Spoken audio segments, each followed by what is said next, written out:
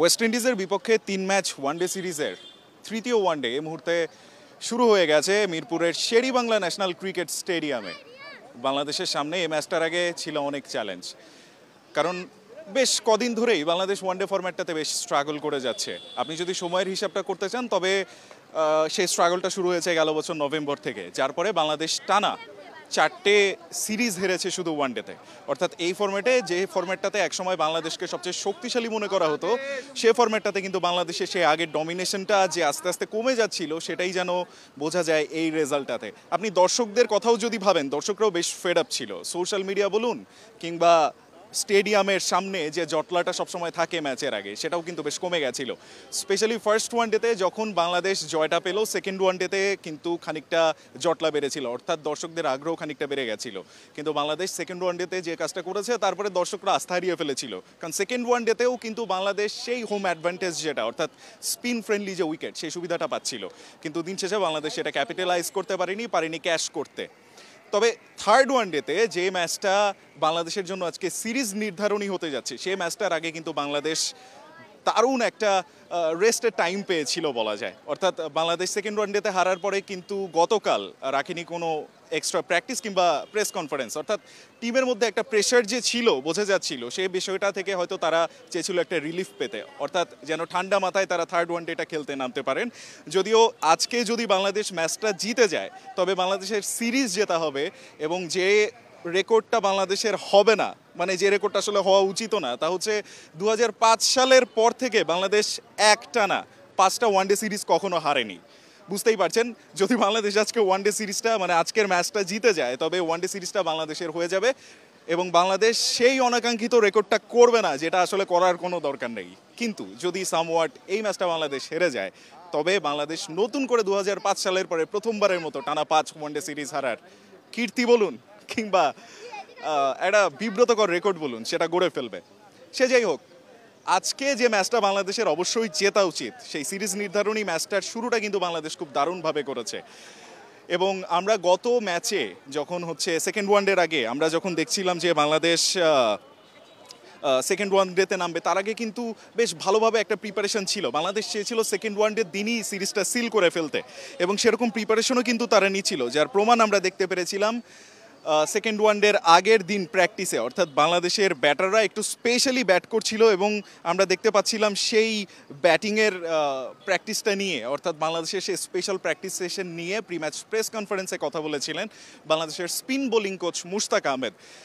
যেখানে তাকে প্রশ্ন করা হয়েছিল যে বাংলাদেশের ব্যাটারদের হঠাৎ করে দেখা গেল একটা ছোট ব্যাট ব্যবহার করতে, তখন তিনি উত্তর দিয়েছিলেন যেহেতু স্পিন ফ্রেন্ডলি উইকেটে খেলা হচ্ছে এবং ওয়েস্ট ইন্ডিজেরও বেশ কোয়ালিটি স্পিনার আছে, সো বাংলাদেশের ব্যাটাররা যেন স্পিনটা ভালো খেলতে পারে, তার জন্য ওই ব্যাটটা ব্যবহার করা। মেনলি এই ব্যাটটার কাজ ছিল এমন যে ছোট ব্যাট ব্যবহার করলে যেটা হয়, স্পিন বলটা খেলতে গেলে ব্যাটারের হেড লেভেলটা বলের কাছাকাছি থাকে, যে কারণে ব্যাটসম্যান সুযোগ পায় লেট করে আসলে বলটাকে নেগোশিয়েট করার, যে কারণে মানে আউট হওয়ার চান্সটা একটু কমে যায়, প্লাস সেটা থেকে রান আসার সম্ভাবনা বেড়ে যায়। এবং তখন কিন্তু মুশতাক আহমেদ বলেছিলেন যে এই প্র্যাকটিস এবং ম্যাচ সিনারিও তৈরি করে প্র্যাকটিস করার পেছনে আসল কারণটা ছিল এটাই, যেন ব্যাটাররা কমফোর্টেবল ফিল করে, যেন তারা বুঝতে পারে যে এ ধরনেরই একটা পরিবেশ তাদের মাঠে ফেস করতে হবে, এবং যেন মিডল ওভারে ব্যাটাররা সিঙ্গেল নিয়ে রানের চাকাটাকে সচল রাখতে পারে, কোনোভাবে যেন রানের চাকা থমকে না যায়। বাট দিন শেষে কিন্তু আসলে গেল ম্যাচে বাংলাদেশ সেটা মাঠে অ্যাপ্লাই করতে পারেনি। বাংলাদেশের মিডল অর্ডারটা ফার্স্ট ওয়ানডেতে ভালো করলেও সেকেন্ড ওয়ানডেতে কলাপস করেছিল। মেহেদী হাসান মিরাজ খানিকটা রান করেছিলেন, যদিও সেটা কতটুকু কাজে এসেছিল তা নিয়ে প্রশ্ন তোলাই যায়। তবে আজ যেহেতু থার্ড ওয়ানডে এবং আজকের ম্যাচটা বাংলাদেশ জিতলে সিরিজ জিতে যাবে, এই ম্যাচের শুরুটা কিন্তু বাংলাদেশ পেয়েছে দারুণ।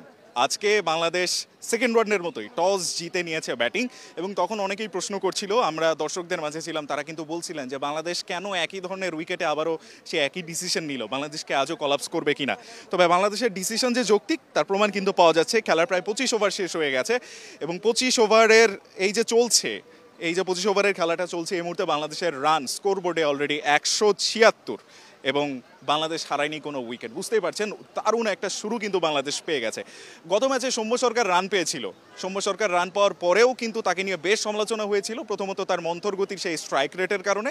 45-50-এর আশেপাশে স্ট্রাইক রেটে তিনি ব্যাট করেছিলেন, যদিও সেই স্পিন ফ্রেন্ডলি উইকেটটাতে ওই স্ট্রাইক রেট নিয়ে খুব বেশি সমালোচনার জায়গা নেই। তবে সৌম্য সরকার প্রধান ক্রিটিসিজমটা ফেস করেছিলেন সুপার ওভারে তার নিষ্ক্রিয়তার কারণে, খুব বেশি তেমন কিছু তিনি করতে পারেননি। তবে সৌম্য সরকার আজকে দারুণ ছিলেন, সাইফ হোসেনকে সঙ্গে নিয়ে দারুণ একটা জুটি করেছেন। বাংলাদেশ কিন্তু 25 ওভার শেষে রান করে ফেলেছে 176, অর্থাৎ রান রেট চলছে 7.04, এবং সাইফ হাসান 70 বলে 80 করে অপরাজিত আছেন, সৌম্য সরকার 80 বলে 91 রান করে অপরাজিত আছেন। বাংলাদেশের ওপেনিং জুটির এই রানটা ডেফিনেটলি বাংলাদেশকে ম্যাচ শেষে হয়তো অনেক বড় একটা এজ যে দেবে সেটা বোঝাই যাচ্ছে।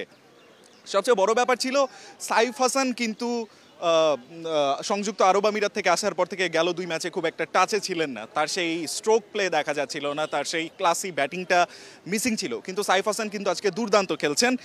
সাইফ হাসান 70 বলে 80 রান করে ফেলেছেন এবং 6টা ছক্কা 6টা 4 মেরেছেন। বুঝতেই পারছেন দুর্দান্ত ব্যাটিং কিন্তু সাইফ হাসান করছেন। সৌম্য সরকার 4টা 4 মেরেছেন, 4টা 6 মেরেছেন, 7টা 4 মেরেছেন, অর্থাৎ দুজনেই খুব দারুণ ব্যাটিং করছেন, 100-র ওপর স্ট্রাইক রেট আছে।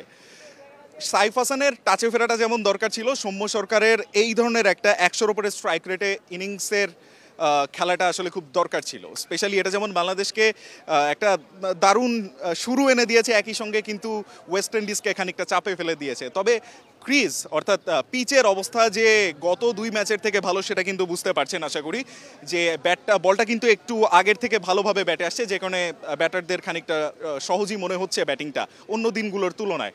কিন্তু এই ব্যাপারটা আবার ওয়েস্ট ইন্ডিজকেও সুবিধা দেবে কিনা সেটা আসলে বোঝা যাবে সেকেন্ড ইনিংসে যখন ওয়েস্ট ইন্ডিজ ব্যাট করতে নামবে তখন। যদিও ফ্লাড লাইটের নিচে অনেক সময় আমরা অন্য ধরনের আচরণও উইকেটকে করতে দেখেছি। আপনাদের সঙ্গে যখন আমি কথা বলছি সে মুহূর্তেই আসলে সাইফ হাসান আউট হয়ে গেছেন এবং রস্টন চেজের বলে তিনি ক্যাচ আউট হয়েছেন গ্রিভসের হাতে ক্যাচ দিয়ে, অর্থাৎ সাইফ হাসান 72 বলে 80 করে আউট হয়ে গেছেন। স্কোর হচ্ছে 176 বলে 176 রানে 1 উইকেট, 25 ওভার 26 ওভারের খেলা চলছে। এই যখন অবস্থা আপনাদেরকে জানিয়ে দিচ্ছি, আপনি আমাদের এতক্ষণ দেখছিলেন চ্যানেল 1-এর ফেসবুক এবং ইউটিউব লাইভে। আপনাদের সঙ্গে ছিলাম আমি রায়হান আহমেদ। ইনিংসের ব্রেকে আবার ফেসবুক লাইভে আসবো, বাংলাদেশের ইনিংস নিয়ে কথা বলবো। ততক্ষণ আমাদের সঙ্গে থাকুন। Thank you for watching.